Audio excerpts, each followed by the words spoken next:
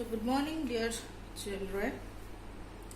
So we have already discussed regarding asexual reproduction and different modes of asexual reproduction. In case of higher plant, it undergoes both sexual reproduction and also asexual reproduction. And that asexual reproduction is vegetative propagation. That also we have covered. So here is a very interesting case study regarding vegetative propagation of plants. And this case study is because of water hyacinth, or the scientific name is Eichhornia crassipes. This water hyacinth, already I have shown you in the last presentation that this is an offset, right? And this offset, when it gets detached from here, from the base of the shoot, arises the new part of the plant. So this is known as terror of Bengal. This is a very, very important question. Many times it is asked either as a 3-mark question or as a bit question. So the question is, why water hyacinth is known as terror of Bengal? So what happens, this you can see here, these are the leaves. So these plants are having a very beautiful attractive shape of leaves, and also it is having a very attractive flower, purple color flower. So because of its ornamental nature, that means its attractive look, it was introduced into the aquatic bodies of India. But what happened? You know, vegetative propagation is a very fast process in comparison to the sexual reproduction. So being a very fast rate of propagation, this plant spread not only the aquatic bodies of the Bengal, but also it covered all the water bodies of Bengal as well as other states. So what happens? This is a floating plant. This grows on the surface. So when it spreads throughout the water bodies, it withdraws, it drains the dissolved oxygen. When it dissolves maximum oxygen or all the oxygens and nutrients for its faster rate of propagation, the other aquatic bodies gets died because of deficiency of nutrition and dissolved oxygen. So it affects the aquatic life of different water bodies, almost all water bodies of Bengal and also other states of India. So this is known as terror of Bengal. Remember, water hyacinth is otherwise known as terror of Bengal, and you may get the question, what happens when it spreads throughout the surfaces? What is the name of the vegetative propagule? So these are some bit questions. So here you see one of the most invasive weeds because of its vegetative propagules. What that propagule is? Offset. It grows at a very faster rate on the surface wherever there is the standing water. Remember, the condition is it grows very faster rate in standing water. And when it grows, what happens? It drains oxygen from water, leads to death of fishes and other aquatic organisms. And it was introduced in aquatic bodies of Bengal because of its pretty flowers and shape of leaves. But as the vegetative propagation occurs at a phenomenal rate or very fast rate, it spreaded not only in the aquatic bodies of Bengal but also to all over the water body in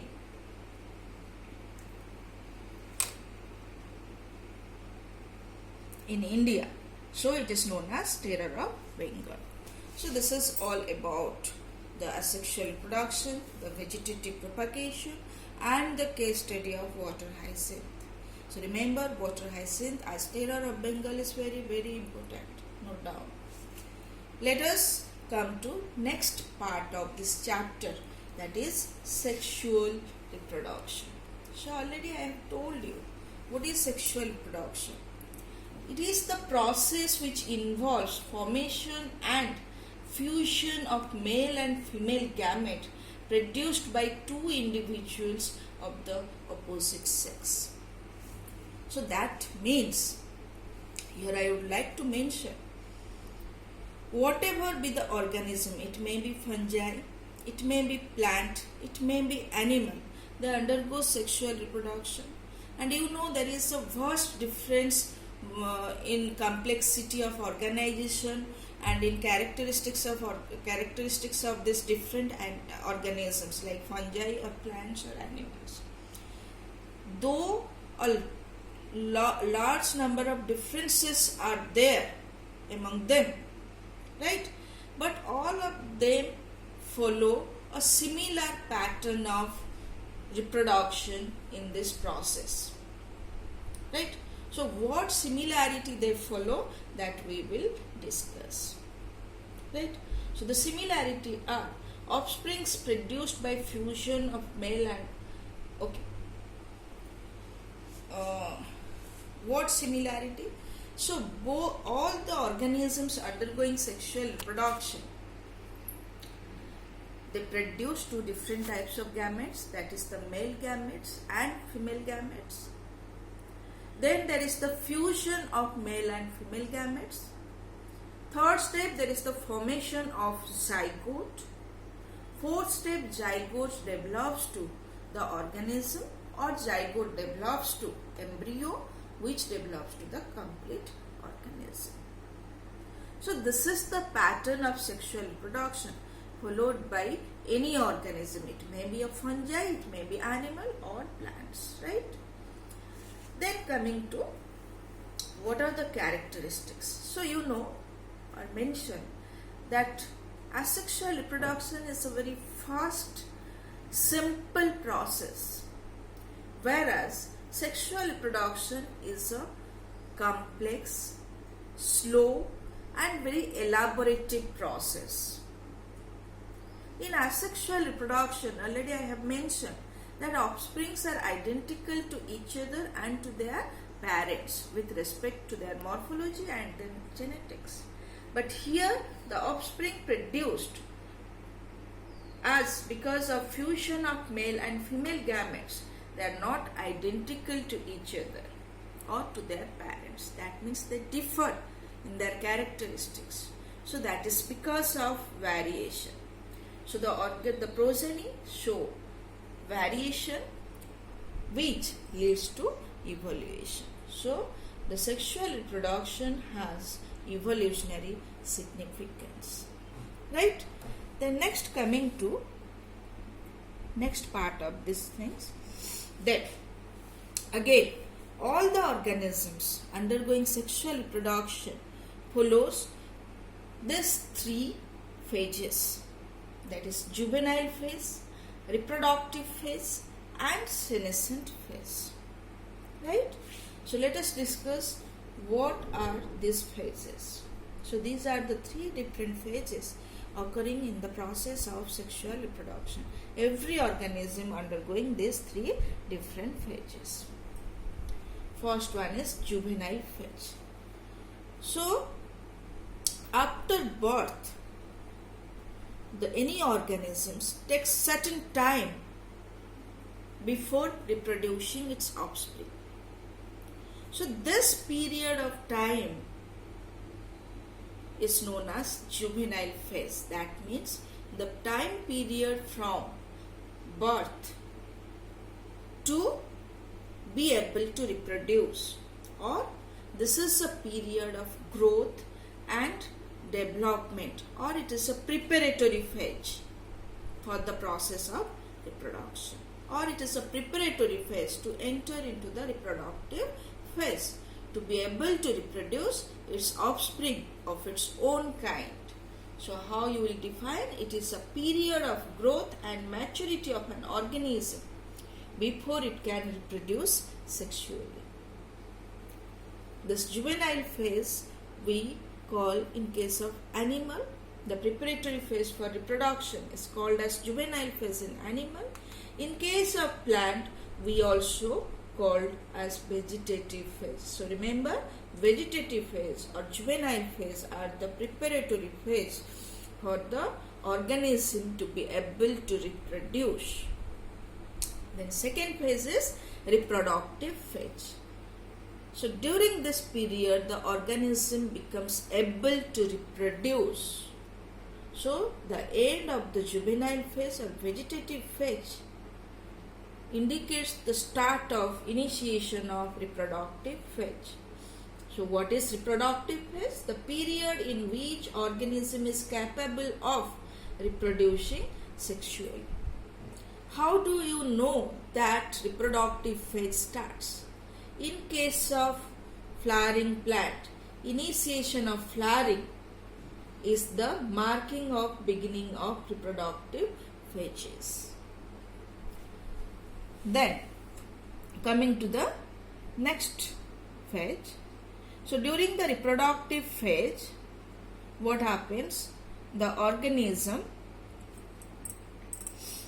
during the reproductive phase, the organism reproduces, that means produces its offspring.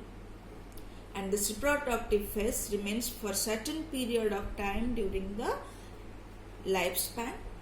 Then when the organism loses its capacity to reproduce, that means when there is the end of reproductive phase, the senescent phase or that is old phase initiates.